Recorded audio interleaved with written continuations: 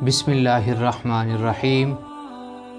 اس سورت کا باقاعدہ نام بقرہ اس لیے ہے کہ اس میں گائے کا ذکر آیا ہے۔ قرآن مجید کی ہر سورت میں اس قدر وسیع مضامین بیان ہوئے ہیں کہ ان کے لیے مضمون کے لحاظ سے اہم عنوانات تجویز نہیں کیے جا سکتے۔ عربی زبان اگرچہ اپنی لغت کے اعتبار سے نہایت مالدار ہے، مگر بہرحال ہے تو انسانی زبان۔ انسان جو زبانیں بولتے ہیں وہ تو محدود ہیں کہ ایسے الفاظ کی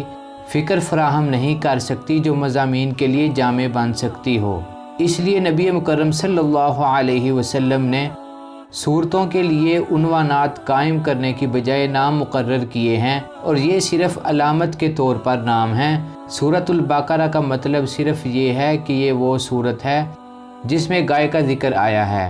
اس سورت کے زمانہ نزول کو اگر ہم دیکھیں تو اس سورت کا بیشتر حصہ ہجرت مدینہ کے بعد نبی کریم صلی اللہ علیہ وسلم کی مدنی زندگی کے بالکل ابتدائی دور میں نازل ہوا، اور کم ہی حصہ ایسا ہے جو بعد میں نازل ہوا اور مضمون کی مناسبت سے اس میں شامل کر دیا گیا۔ حتیٰ کہ سود کی ممانعت کے سلسلے میں جو آیات نازل ہوئی ہیں وہ بھی اس میں شامل ہیں، حالانکہ وہ نبی کریم صلی اللہ علیہ وسلم کی زندگی کے بالکل آخری زمانے میں اتری تھیں۔ سورت کا خاتمہ جن آیات پر ہوا ہے وہ ہجرت سے پہلے مکہ مکرمہ میں نازل ہو چکی تھیں، مگر مضمون کی مناسبت سے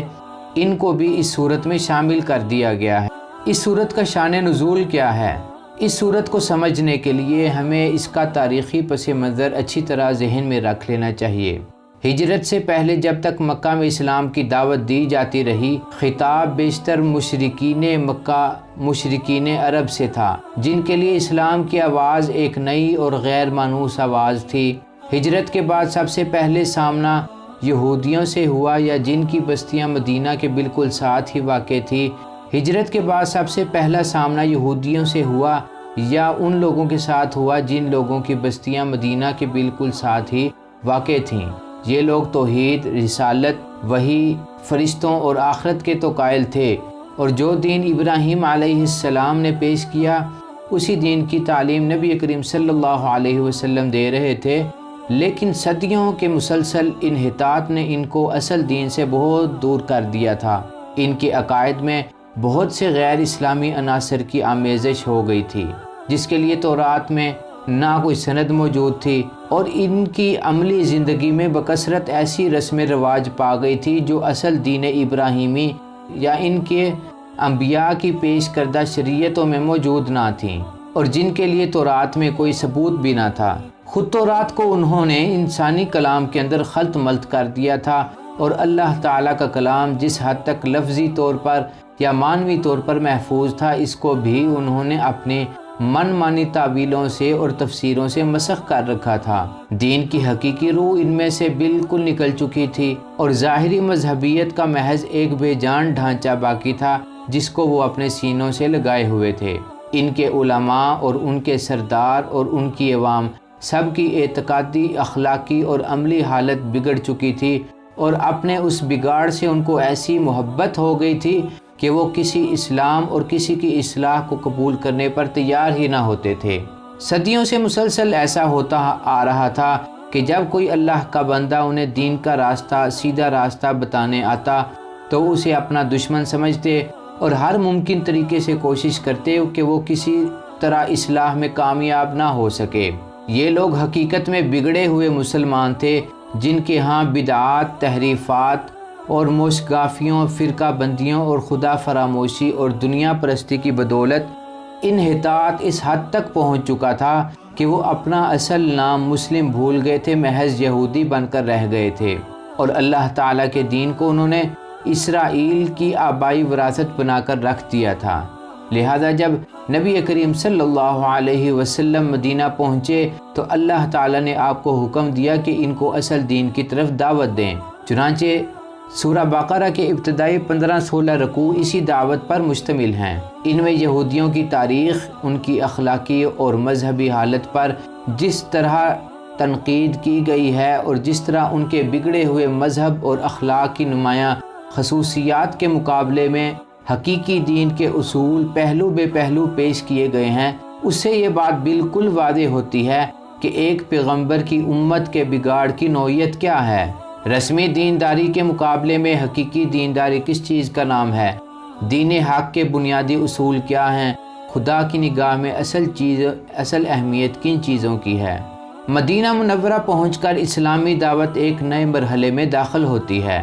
مکہ میں تو معاملہ صرف دعوت توحید، تبلیغ اور دین قبول کرنے والوں کی اخلاقی تربیت تک ہی محدود تھا، مگر جب ہجرت کے بعد عرب کے مختلف قبائل کے وہ سب لوگ جو اسلام قبول کر چکے تھے ہر طرف سے سمٹ کر ایک جگہ جمع ہونے لگے اور انصار کی مدد سے نبی کریم صلی اللہ علیہ وسلم نے ایک چھوٹی سی اسلامی ریاست کی بنیاد ڈالی، تو اللہ تعالیٰ نے زندگی گزارنے کے لیے تمدن، معاشرت، معیشت، قانون، سیاست کے متعلق اصولی ہدایات دینا شروع کر دیں اور یہ بتایا کہ اسلام کی اساس پر یہ نیا نظام زندگی کس طرح تعمیر کیا جائے۔ اس صورت کے آخری 23 رکوع زیادہ تر انہی ہدایات پر مشتمل ہیں، جن میں سے اکثر ابتدا ہی میں بھیج دی گئی تھی اور پھر حسب ضرورت بعد میں بھی بھیجی جاتی رہیں۔ ہجرت کے بعد اسلام اور کفر کی کشمکش ایک نئے مرحلے میں داخل ہوتی ہے۔ ہجرت سے پہلے اسلام کی دعوت خود کفر کے گھر میں دی جاتی رہی تھی اور جن قبائل میں سے جو لوگ اسلام قبول کرتے وہ اپنی اپنی جگہ رہ کر ہی دین کی تبلیغ کرتے اور جواب میں وہ خود ظلم و ستم کا تختہ مشق بنتے۔ مگر ہجرت کے بعد جب یہ منتشر مسلمان مدینے میں ہی جمع ہو کر ایک جتھا بن گئے اور انہوں نے ایک چھوٹی سی آزاد ریاست قائم کر لی، تو صورتحال یہ ہو گئی کہ ایک طرف ایک چھوٹی سی بستی تھی اور دوسری طرف تمام عرب اس چھوٹی سی بستی کو برباد کرنے پر تلا تھا۔ اب اس مٹھی بھر جماعت کی کامیابی کا انحصار چند ایک باتوں پر تھا۔ نمبر 1، زیادہ سے زیادہ لوگوں کو اپنا ہم عقیدہ بنانے کی کوشش کریں۔ نمبر 2، مخالفین کو سب کے سامنے اس طرح باطل ثابت کرنا کہ کسی عقل مند انسان کو اس میں شبہ نہ رہ جائے۔ گھر اور مال سے بے دخل ہونے اور تمام ملک کی عداوت کی وجہ سے فقر و فاقہ، ہر وقت بے امنی اور بے اطمینانی کی حالت ان پر طاری ہو گئی تھی، اور جن خطرات میں وہ چاروں طرف سے گر گئے تھے، ان حالات میں وہ ہراساں اور پریشان نہ ہوں بلکہ مکمل صبر و ثبات کے ساتھ ان حالات کا مقابلہ کریں اور اپنے عزم میں تزلزل نہ آنے دیں۔ دلیری کے ساتھ ہر اس مسلح مزاحمت کا مقابلہ کرنے کے لیے تیار ہو جائیں جو ان کی دعوت کو ناکام کرنے کی کوشش کریں، خواہ وہ کوششیں کسی بھی طاقت کی طرف سے کی جائیں، اور اگر عرب کے لوگ اس نئے نظام کو جو اسلام قائم کرنا چاہتا ہے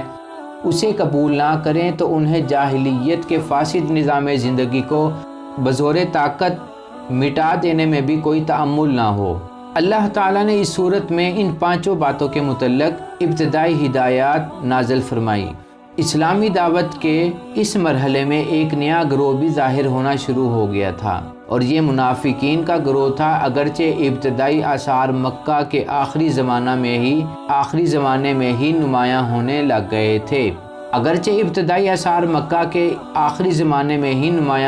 گئے تھے، مگر وہاں صرف اس قسم کے منافق پائے جاتے تھے جو اسلام کے برحق ہونے کے تو معترف تھے اور ایمان کا اقرار بھی کرتے تھے، لیکن ایمان لانے کے لیے تیار نہیں تھے کہ اس حق کو قبول کرنے کی خاطر اپنے مفادات کی قربانی اور اپنے دنیاوی تعلقات کے اختتام اور ان مصائب کو بھی برداشت کرنا پڑے گا جو اس دین کو قبول کرنے کے ساتھ ہی نازل ہونا شروع ہو جاتے تھے۔ مدینے پہنچ کر اس قسم کے منافقین کے علاوہ چند اور قسموں کے منافق بھی اسلامی جماعت میں ظاہر ہونا شروع ہو گئے۔ منافقین کا ایک گروہ تھا جو بالکل اسلام کا منکر تھا اور محض فتنہ برپا کرنے کے لیے اسلام میں داخل ہوئے تھے۔ منافقین کا ایک گروہ تھا جو اسلامی جماعت کے دائرہ کار میں گھس جانے میں ہی اپنا مفاد دیکھتے تھے، ایک طرف مسلمانوں میں بھی اپنا شمار کرواتے اور دوسری طرف مخالفین اسلام سے بھی رابطہ برابر رکھتے